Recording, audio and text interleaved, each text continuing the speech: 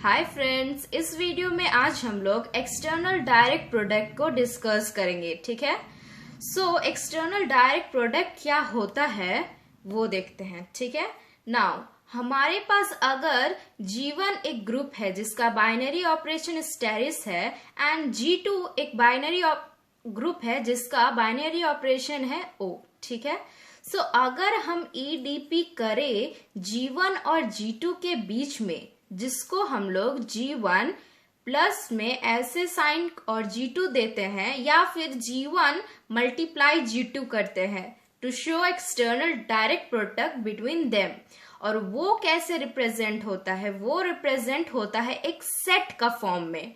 और वो सेट क्या होता है, जैसे हम यहाँ पे दो ग्रुप लिए हैं तो हमारे पास जो ऑर्डर्ड पेयर होगा वो 2 का होगा। अगर हम 3 ग्रुप लेते तो हमारा जो ऑर्डर्ड पेयर होता वो 3 टप्पल का होता। अगर हम 4 ग्रुप लेते तो यहाँ पे 4 टप्पल का, दैट इज हम यहाँ पे अगर n ग्रुप ले लेते, that is G1 G2 G3 G4 ऐसे करते Gn तक ले लेते, तो ये जो हमारा सेट बनता वो n टप्पल का सेट बन जाता। ठीक है।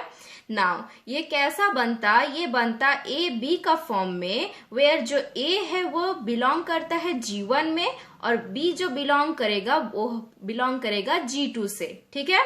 नाउ ये कैसा होता है? ये ऐसा होता है कि अगर हम A1 B1 को ऑपरेट करवाए A2 B2 के साथ तो A1 A2 के साथ जाके ऑपरेट होगा और B1 जो है वो B2 के साथ जाके ऑपरेट होगा। ठीक है।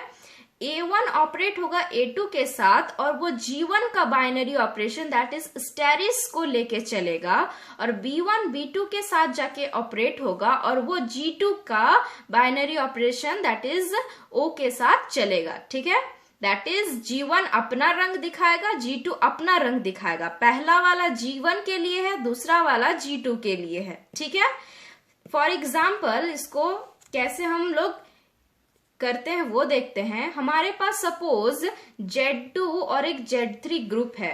हम लोग को पता है कि Z2 और Z3 एक ग्रुप होता है ना। इसका अगर हम लोग EDP that is external direct product लेना चाहते हैं तो हम कैसे लेंगे? हम Z2 क्या होता है? 0 1 होता है और Z3 में क्या एलिमेंट होता है? 0 1 2 होता है। तो अगर हम EDP बिटवीन देम लेना चाहेंगे तो ये क्या होगा? 0 इससे जाएगा 0 0 0 1 0 2 1 0 1 1 एंड 1 2। देख रहे हैं हमारा 2 टपल्स का सेट बन गया। और जहां पे A और B कहां से बिलोंग कर रहा है? A बिलोंग कर रहा है Z2 say that is G1 से और B बिलोंग कर रहा है Z3 say that is G2 से। और हमारा जो मोड ऑफ ऑपरेशन है वो क्या है? कंपोनेंट वाइज, मतलब सिंपल, इससे इसको करेंगे, इससे इसको करेंगे। हम यहाँ पे देख सकते हैं कि हम लोग डायरेक्टली यहां से उठा रहे हैं और यहां से इसको ऑपरेट करा दे रहे हैं, इसीलिए इसको बोलते हैं डायरेक्ट प्रोडक्ट। और एक्सटर्नली मतलब अंदर में हम लोग कुछ नहीं कर रहे हैं, बस बाहर से इन लोग को मल्टीप्लाई कर दे रहे हैं। मल्टीप्लाई या फिर कोई भी ऑपरेशन, जो भी हमारा गिवन ऑपरेशन रहेगा उसको हम लोग करेंगे। तो इसीलिए ये है एक्सटर्नल डायरेक्ट प्रोडक्ट। ठीक है। तो कुछ कुछ बेस बना होगा। नाउ अब हम लोग इसका डेफिनेशन पे आते हैं। इसका डेफिनेशन क्या बोलता है कि अगर G1 G2 dot dot dot Gn तक हमारा ग्रुप है जो कि फाइनाइट कलेक्शंस ऑफ ग्रुप है। ठीक है। फाइनाइट कलेक्शन मीन्स हम जानते हैं कि n का वैल्यू क्या है। तो the EDP that is external direct product अगर G1 G2 dot dot dot Gn तक का लेना चाहे तो वो कैसे रिप्रेजेंट होगा? वो ऐसे रिप्रेजेंट होगा G1 operation G2 operation G3 operation dot dot dot Gn। वो होगा सेट, जैसे हम पहले भी बोले वो सेट होगा n टपल्स का, क्योंकि यहाँ पे हम Gn तक लिए हैं तो n टपल, G2 तक लेते तो 2 टपल, दैट इज जो ऑर्डर्ड पेयर बनता वो 2 टपल का रहता। यहाँ पे Gn तक लिए हैं तो n टपल का सेट बनेगा। और for which the i component is an element of Gi। इसका मतलब क्या है? i component is a element of Gi। Gi मतलब कि जैसे हम तीन को ग्रुप ले रहे हैं, ठीक है। हमारे पास सपोज G1 एक ग्रुप है जिसका बाइनरी ऑपरेशन स्टेरिस है, G2 एक ग्रुप लिए हैं जिसका बाइनरी ऑपरेशन हम डायमंड ले लिए हैं, G3 एक ग्रुप लिए हैं जिसका बाइनरी ऑपरेशन हम O लिए हैं, ठीक है। उसका EDP निकालना चाहते हैं। Then G1 operation, G2 operation, G3 क्या होगा, GI, HI और KI, मतलब GI, HI और KI एक सेट होगा और जो GI, HI और KI है वो G1, G2 और G3 से बिलोंग करेगा। और यही बोलता है ये statement for which the ith component, that is हम अगर जो भी यहाँ पे I कॉम्पोनेंट मतलब हम अगर 3 ले रहे हैं, G3, H3 और K3 ले रहे हैं, तो जो G3 है वो G1 से, H3 है वो G2 से और K3 जो ले रहे हैं वो G3 से। कोई भी हम यहाँ पे ले, जैसे हम पहले देखे कि इतना सारा हम सेट बना दिए, पर जो पहला एलिमेंट हम लिए हैं वो Z2 से ले रहे हैं, दैट इज G1 से, एंड जो सेकेंड एलिमेंट हम ले रहे हैं वो हम कहाँ से ले रहे हैं, वो हम G2 दैट इज Z3 से ले रहे हैं, ठीक है। और जो मोड ऑफ ऑपरेशन है वो हमेशा कंपोनेंट वाइज होगा। इसका मतलब क्या कि डायरेक्ट ऑपरेशन हो रहा है यहाँ पे। जैसे हम लोग देखे कि 0 0 यहाँ पे 0 0 हो रहा है, 0 1 0 1 हो रहा है, 0 2 0 2 हो रहा है, 1 0 1 0 1 1 1 1 1 2 1 2, ठीक है। सो मोड ऑफ ऑपरेशन जो होगा वो एक कंपोनेंट वाइज होगा, ठीक है। नाउ EDP थोड़ा बहुत क्लियर हुआ होगा। नाउ इसमें एक थ्योरम आता है कि हम जो ये EDP बना रहे हैं, दैट इज हम पहले एक G1 G2 ग्रुप लिए थे, तो वो जो G1 G2 हम एक्सटर्नल डायरेक्ट प्रोडक्ट जब लिए तो उसके बाद ये क्या ग्रुप फॉर्म कर रहा है, दैट इज हमको ग्रुप का कंडीशंस इसमें अप्लाई करके देखना होगा, चेक करके दिखाना होगा। ग्रुप का कंडीशंस क्या होता है, वो क्लोजर होना चाहिए, उसमें एसोसिएटिविटी का कंडीशन होल्ड करना चाहिए, इनवर्स एग्जिस्टेंस ऑफ इनवर्स होना चाहिए, एग्जिस्टेंस ऑफ आइडेंटिटी होना चाहिए। ये सारा कंडीशंस अगर वो फुलफिल, दैट इज हमारा G1 ऑपरेशन G2 अगर फुलफिल कर देता है तो हम बोलेंगे कि हाँ जो EDP बनाया है G1 G2 वो एक ग्रुप है, ठीक है। सो थ्योरम क्या है, G1 binary operation G2 forms a group under binary composition defined as A1 B1 operation A2 B2 is equal to A1 A2 और B1 B2, ठीक है। सो फॉर क्लोजर के लिए हम क्या करेंगे, A1 B1 लिए, A2 B2 लिए, उसके बीच में ऑपरेट कराए तो A1 A2 होगा और B1 B2 होगा। हमारा जो कॉम्पोजिशन डिफाइन किया है वो इसी तरह से डिफाइन किया है कि A1 A2 जो A1 A2 में जाके ऑपरेट होगा और B1 B2 में जाके ऑपरेट होगा, दैट इज A1 A2 और B1 B2, ठीक है। नाउ क्योंकि A1 और A1 पहला जो है वो G1 से आ रहा है और A2 जो है वो भी G1 से आ रहा है, और G1 और G2 तो ग्रुप है, हम जानते हैं, हम इसका EDP को शो करना चाहते हैं कि वो भी एक ग्रुप, ठीक है। तो A1 A2 ग्रुप है तो A1 dot A2 that is A1 operation A2 भी तो ग्रुप होगा, क्योंकि G1 अगर ग्रुप है तो उसमें तो क्लोजर लॉ सेटिस्फाई कर रहेगा, और B1 B2 भी तो G2 से आ रहा है, दैट इज B1 और B2 G2 से आ रहा है, और B1 ऑपरेशन B2 अगर किए जो कि G2 में बिलोंग करेगा, क्योंकि G2 भी एक क्या है, ग्रुप है, और जब ग्रुप होगा तो उसमें क्लोजर का प्रॉपर्टी सेटिस्फाइड ऑलरेडी हो चुका है।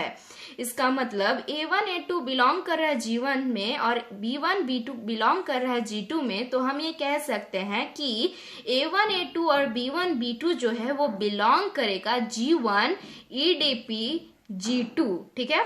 सो यहाँ पे कोई भी ऑपरेशन ले सकते हैं, सो ये इस पे बिलोंग करेगा, ठीक है ना। उसके बाद हमको क्या शो करना होगा, फॉर एसोसिएटिव के लिए हमारा ग्रुप में कैसा कंडीशन होता था कि अगर A B C 3 एलिमेंट्स है G का, तो अगर A B dot C is equal to B A B C हो जाए, तब ये एसोसिएटिविटी का कंडीशंस को सेटिस्फाई करेगा। तो हम यहाँ पे ए को कैसे लिखते हैं, A1 B1, क्योंकि हम यहाँ पे G नहीं लिए हैं, G1 G2 लिए हैं, तो A हमारा A1 B1 हो जाएगा, B हमारा A2 B2 और हमारा third element that is A3 B3 हो जाएगा। ठीक है, सो इस दोनों को ऑपरेट कराएंगे पहले, तो ये होगा A2 A3 and B2 B3। ठीक है, A2 A3 और B2 B3, फिर ये दोनों आपस में ऑपरेट होगा, तो ये क्या होगा, A1 A2 A3 B1 B2 B3। Now क्योंकि G1 ग्रुप है G2 ग्रुप है, जैसे हम लोग क्लोजर में दिखाए कि वो लोग दोनों ग्रुप है तो क्लोजर वाला प्रॉपर्टी सेटिस्फाई करेगा, वैसे ही यहाँ पे भी तो एसोसिएटिव प्रॉपर्टी G1 और G2 इंडिविजुअली कर रहा है, that is A1 A2 A3 belong करेगा G1 में और B1 B2 B3 जो है वो बिलोंग करेगा G3 में G2 में। तो हम बोल सकते हैं कि ये जो है वो भी बिलोंग करेगा इसमें। ठीक है, that is G1 binary operation G2 में। ठीक है, सो एसोसिएटिव का कंडीशन हम सेटिस्फाई किए। नाउ फॉर इनवर्स, इनवर्स के लिए या फिर आइडेंटिटी पहले हम लोग कर लेते हैं, उसके बाद इनवर्स करेंगे। ठीक है, नाउ फॉर आइडेंटिटी हम माने कि वहां पे कोई एलिमेंट E1 और E2 एग्जिस्ट करेगा, क्योंकि G1 और G2 इंडिविजुअली एक ग्रुप है, तो G1 का कोई आइडेंटिटी होगा, हम उसको माने कि E1 है, और G2 का कोई आइडेंटिटी होगा, उसको हम माने E2 है। ठीक है, सच दैट AB ऑपरेशन करवाए E1 E2 से, तो वो क्या होगा, A1 A और B देगा, दैट इज क्योंकि जो G1 है वो ग्रुप है, उसका बाइनरी ऑपरेशन E1 है, A हम लिए हैं G1 से, तो A ऑपरेशन E1 भी तो G1 में बिलोंग करेगा। Similarly B operation E2 belong करेगा G2 में, है ना। तो दिस ऑपरेशन जब होगा तो फिर से ये वाला बना देगा, दैट इज ए, जैसे हम लोग आइडेंटिटी में करते हैं कि A dot E is equal to A होता है, is equal to E dot A होता है। तो वैसे ही यहाँ पे AB ऑपरेशन E1 E2 हुआ, तो ये AB हो गया, दैट इज हमारा आइडेंटिटी लॉ यहाँ पे सेटिस्फाई हो चुका है। नाउ फॉर इनवर्स, नाउ क्योंकि A1 हम ले रहे हैं G1 से, तो क्योंकि G1 एक ग्रुप है तो A1 इनवर्स भी G1 में बिलोंग करेगा, और एक B1 एलिमेंट ले रहे हैं G2 से, G2 एक ग्रुप है, तो बाय इनवर्स लॉ G2 में भी B1 का इनवर्स एग्जिस्ट करेगा। ठीक है, नाउ अगर हम लोग A1 B1 operation A1 inverse B1 inverse करवाए, तो ये क्या देगा, E1 E2, क्योंकि ये दोनों A1 बिलोंग कर रहा है G1 में, A1 का इनवर्स भी G1 में बिलोंग कर रहा है, और G1 भी तो इनवर्स लॉ को सेटिस्फाई करेगा, that is A dot A inverse is equal to E देगा। सिमिलरली G2 में B dot B inverse E देगा। यहाँ पे E1 लिए हैं आइडेंटिटी, यहाँ पे E2 लिए हैं identity, that is A1 AB1 operation A1 inverse B1 का inverse is equal to E1 E2 होगा, जो कि बिलोंग करेगा G1 बाइनरी ऑपरेशन G2 में। Hence, our all the conditions of group are satisfied. We can say that G1 binary operation G2 is a group. ठीक है, so we have discussed about external direct product and a theorem that EDP between the two groups is a group. ठीक है, और next video में हम लोग जितना भी EDP पे बेस्ड रिजल्ट्स होते हैं उसको डिस्कस करेंगे विथ एग्जाम्पल। ठीक है, थैंक यू।